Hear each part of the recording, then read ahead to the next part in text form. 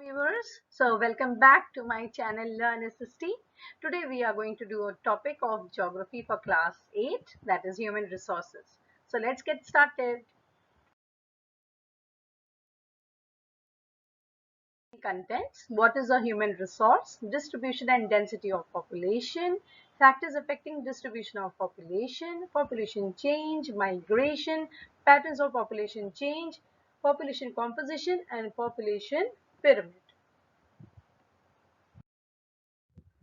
Before I proceed further, just a humble request as always to please subscribe to Learn SST and give me a thumbs up if you really liked my video. So let us see what is human resource. People are a nation's greatest resource. Nature's bounty becomes significant, important only when people find it useful. So we have got natural resources in our country, but we should know how to convert our natural resources into a resource which would be of good for the people. So it is people with their demands and abilities that they turn them into resources. Hence, human resource is the ultimate resource. Healthy, educated, and motivated people develop resources as per their requirements. That means to really be an ultimate resource, that is a human resource, we need to be healthy because a healthy mind is always dwelling in a healthy body. Next thing is that one should be educated. Then only one can turn the resources into something very useful for mankind. And the next thing is that you should feel that you are a motivated person. Next is human resources, like other resources, are not equally distributed over the world. So the natural resources which we find in one country is not the same resources we will find all over the world. No. So they differ in their educational levels, age and sex. Now this goes for human resource also. Like any other resource, it is not equally or evenly distributed around the world. So there are different educational levels. Second is the age. What is the productive age? That is when you have more of productive aged people in the country, then that is said to be a very good nation because it has got a productive lot, that is from 14 to 59 years. Next is then the sex, that is what is the gender of that nation. Their numbers and characteristics also keep changing. Now let us see the distribution and density of population. First, let us see the distribution of population. The way in which people are spread across the Earth's surface is known as the pattern of population distribution. More than 90% of the world's population lives in 30% of the land surface. As you know that 29% is land and 71% is water around the world. So there are more than 90% of the population residing on that 29% of land. The distribution of population in the world is extremely uneven. Why does he say that? Why? Because there are some areas which are very densely populated, the other areas are very thinly populated.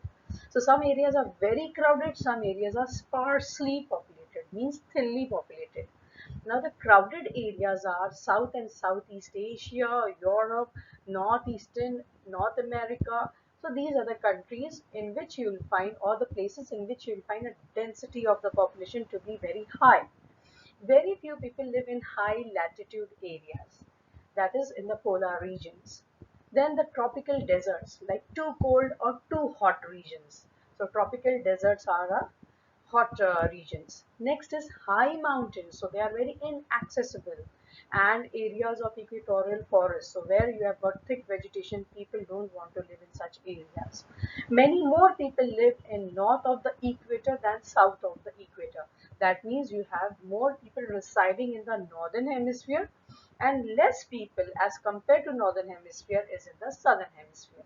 Almost three-quarters of the world's people live in two continents. That means in Asia and Africa, you have got a huge density of the population as compared to the other continents of, say, Europe, South America, North America. But you find most of the people residing only in these two continents. Next is 60% of the world's people stay in 10 countries. All of them have more than the million people in their nations. Now, this is what is the distribution of the population. wherein just quickly I will sum it up. It is more people in one place, that is, some places are very crowded, other places are thinly populated. Next is the density of the population. The population density is the number of people living in a unit area of the Earth's surface. Now, how do we come to the conclusion that this particular place is thinly populated or that particular area is thickly populated? That is done by finding out that the unit area of the Earth's surface and how many people are residing in that unit area. So it is normally expressed as per square kilometer. The average density of the population in the whole world is 51 person per square kilometers. South Central Asia has the highest density of population, followed by East and Southeast Asia. So by this you can understand how much is the density of the population in the Asian continent. Now this is the map which I have just put up for your information and to get a better idea about the distribution of the population.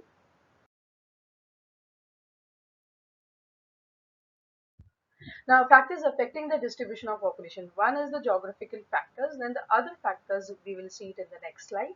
So over here, when you talk about geographical factors, then it is the topography, then it is the climate, it is the soil, it is the water and the minerals.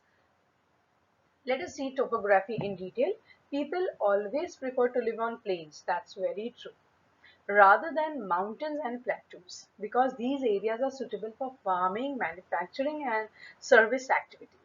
So people would really love to live in a plain region. Why? Because things become very easy. The infrastructure, laying of all the roads and the railways, everything, even the buildings and the hospitals and the industries becomes easy in a plain region. The Ganga plains are the most densely populated areas of the world, while mountains like Andes, Alps and Himalayas are sparsely populated. Obviously, people don't want to live in a mountainous region. Life is not that easy over there, although it holds fascination for the people, but only for a few days.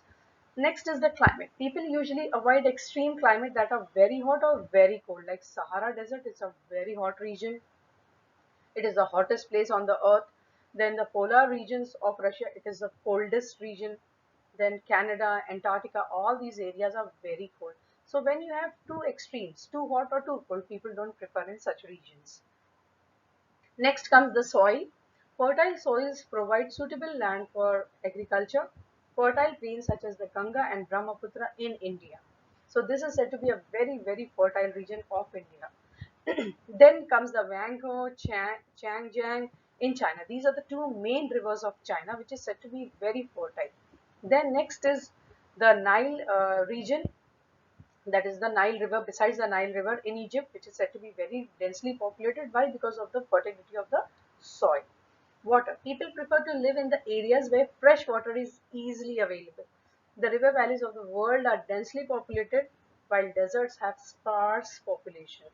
Obviously, once again, it is like where you have water, people would love to live in such a region because life becomes easy. Without water, life is not possible.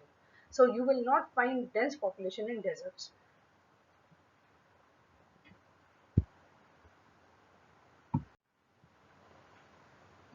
Then comes the minerals. The areas with mineral deposits are more populated. So the areas wherein, like how you have the diamond mines of the South America, which is world famous. Then the discovery of oil in the Middle East led to the settling of the people in these areas.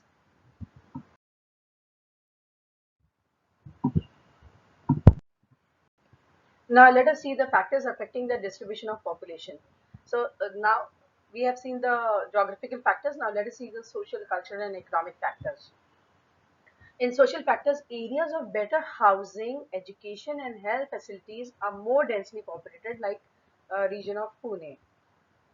Why? Because they have got better housing facilities over there. There are so many universities and institutions giving so good education. So also the medical facilities available. So people would like to live in such a place. Cultural places with religion or cultural significance attract people. Varanasi, Jerusalem, and Vatican City are some of the examples. Next is economic. Industrial areas provide employment opportunities. Large number of people are attracted to these areas. Osaka in Japan, Mumbai in India are two densely populated areas. Why? Because they have got industries over there, and that is providing opportunities for all the people, those who come over there. Now, what exactly is the population change? The population change refers to a change in the number of people during a specific time. The world population has not been stable. It has increased many-fold. That means many a times, number of times. Why? Because this is actually due to the changes in the number of births and deaths. For an extremely long period of human history until the 1800s, the world population grew steadily but slowly. Large number of babies were born, but they died early too. This was as there was no proper health facilities, sufficient food was also not available for the people. Then farmers were not able to produce enough to meet the food requirements of all the people. So due to hunger and starvation, the children died. As a result, the total increase in the population was very slow. In 1804, the world's population reached 1 billion. 150 years later, in 1959, the world's population reached 3 billion. This is often called as population explosion. Too many people. In 1999, 40 years later, the population doubled to 6 billion.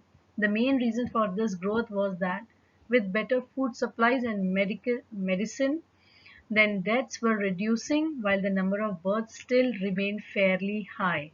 So when you have a low death rate and a high birth rate, it would lead to a population explosion. Births are usually measured using the birth rate, that is the number of live births per thousand people. Death rates are usually measured by the death rate, that is the number of deaths per thousand people. So this is how it has been measured or calculated. So it is the number of people, those who are born per thousand, and deaths are usually measured by the death rate, that is the number of deaths per thousand people. Then the migration is the movement of the people in and out of an area. Births and deaths are the natural causes of population change. The difference between the birth rate and the death rate of a country is called the natural growth rate. So over here again, once again I am explaining you that the difference between the birth rate and a death rate, if it is a high birth rate and a low death rate, it would lead to a population explosion. If it is a low birth rate and high death rate, then it would be a controlled population. The population increase in the world is mainly due to the rapid increase in the natural growth rate. Let us see migration. Migration is another way by which population size changes. People may move within a country or between countries. Immigrants are people who leave a country. Immigrants are those who arrive in a country. Countries like US and Australia have gained in number by in migration or immigration. Sudan is an example of a country that has experienced a loss of population numbers due to out migration or immigration. The general trend of international migrations is from the less developed nations to the more developed nations in search of better employment opportunities. Within countries, a large number of people may move from rural to urban areas in search of employment, education, and health facilities. I feel that you should agree to these points, that migration of a people from one nation to a better nation is always there. Then people from the villages, they come to the cities in search of employment, good education and health facilities, because those are the things which are missing in their region. Now let us see the patterns of population change. Rates of population growth vary across the world. That is figure 6.5 will give you an example of that. Although the world's total population is rising rapidly, not all the countries are experiencing this growth. Like some countries like Kenya have high population growth rates. They have both high birth rates and death rate. Now, with the improving healthcare, death rates have fallen, but birth rates still remain high, leading to a high growth rates. In other countries like UK, population growth is slowing because of both low death rate and low birth rate. So there in UK the things are under control. Population is under control, but not in Kenya. Because in Kenya the death rate is low whereas the birth rate is still high. How crowded a country is has little to do with its level of economic development. For example, both Bangladesh and Japan are very densely populated, but Japan is far more economically developed than Bangladesh. To understand the role of the people as a resource, we need to know more about their qualities. People vary greatly in their age, sex, literacy level, health, health condition, occupation, and income level. It is essential to understand these characteristics of the people. Population composition refers to the structure of the population, that is, how the population is made up of. How many males or females are there? Which age group do they belong to? How educated they are? What type of occupation they are employed in? What are their income levels and health conditions? An interesting way of studying the population composition of a country is by looking at the population pyramid. It's also called an age sex pyramid. Now, let us see the population pyramid. A population pyramid shows the total population divided into various age groups, that is, 5 to 9 years, 10 to 14 years, and so on. The percentage of the total population then subdivided into males and females in each of those groups. So, the shape of the population pyramid tells us the story of the people living in that particular country. When we say story of the people means the number of children, those who are below 15 years are shown at the bottom, and that reflects the level of births. The size of the top shows the number of aged people, that is above 65 years, and reflects the number of deaths. The population pyramid also tells us how many dependents are there in the country. There are two groups of dependents: young dependents, that is aged below 15 years, and elderly dependent, aged over 65 years. Those of the working age are the economically active, that is 15 to 59 or 15 to 64 years. So they are called as economically active people. The population pyramid of a country in which birth and death rates both are high is broad at the base and rapidly narrows towards the top. That means it shows that it is like too many children are born with a large, like there is a large population of children born, but they die in their babyhood or in their early childhood, and there are relatively very few people or adults, and these are the people those who die by 65 years or so. So this is a situation which is actually for Kenya and other countries, and in figure 6.7 that shows the pyramid, the population pyramid of Kenya. Now the population pyramid of Japan, you can just have a look over here. The productive people are more over there in that country. In countries where death rates, especially amongst the very young, are decreasing, the pyramid is broad in the younger age group because many infants survive to adulthood. This can be seen in the pyramid for India.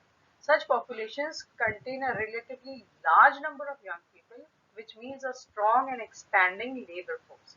In countries like Japan, low birth rates make the pyramid narrow at the base. Decreased death rates allow number of people to reach old age. Skilled, spirited, and hopeful young people endowed. That means completely a good combination of young, skilled, spirited with positive outlook, and they are the people which you'll find in Japan, and they are playing such a good role in bringing up the nation. We are in India, we are fortunate to have such a resource. They must be educated, then only we can call them as a resource. They should have the skills and the opportunities to become able and productive.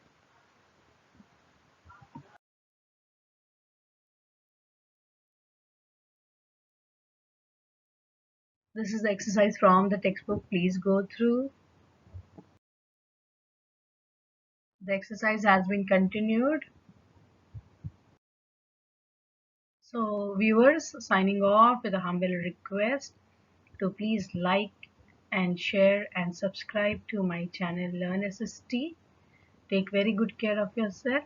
See you next time with my new video. Till then, take care. Bye bye.